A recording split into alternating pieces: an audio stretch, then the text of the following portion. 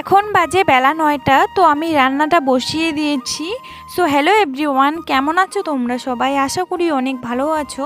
তো আজকে রান্না করব আলুর ডাল আর ঢেঁকি শাকের ভাজা। তো আলুর ঝোলটা আমার প্রায় হয়ে গেছে, তো এখন নামিয়ে নিব। দেখো কতটা গাঢ় হয়ে গেছে ঝোলটা। ঢেঁকি শাকটাও আমার কাটা হয়ে গেছে। এখন জল দিয়ে ভালো করে ধুয়ে নিতে হবে, কারণ রাস্তার পাশেই থাকে, জানোই তো অনেক ধুলো হয়। তো ৩-৪ বার না ধুয়ে নিলে কেমন জানি লাগে একটু খেতে।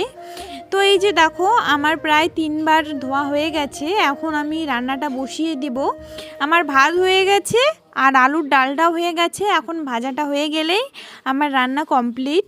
তো লবণ দিয়ে দিলাম, হলুদ গুঁড়োও দিয়ে দিলাম, দিয়ে এখন নাড়াচাড়া করে একটু ঢাকা দিয়ে রাখবো সিদ্ধ হওয়ার জন্য। ৫ মিনিট রাখলেই হয়ে যাবে। তো এই যে দেখো আমার ভাজাটা হয়ে গেছে, ভাজাটা নামিয়ে নিব।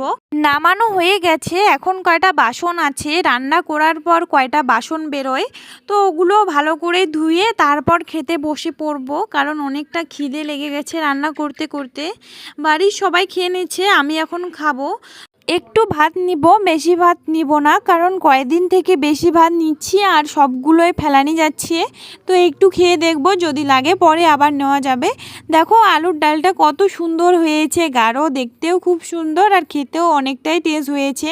তারপর ঢেঁকি শাকের ভাজাটা তো কথাই নেই। এই দুটোর কম্বিনেশন সেই ভালো লাগে খেতে। তোমরা অবশ্যই বাড়িতে ট্রাই করবে। আমার তো খুব ভালোই লাগে খেতে, তাই প্রায় প্রায় রান্না করি। যখনই এই সিজন আসে তখনই চেষ্টা করি প্রতিদিন রান্না করতে।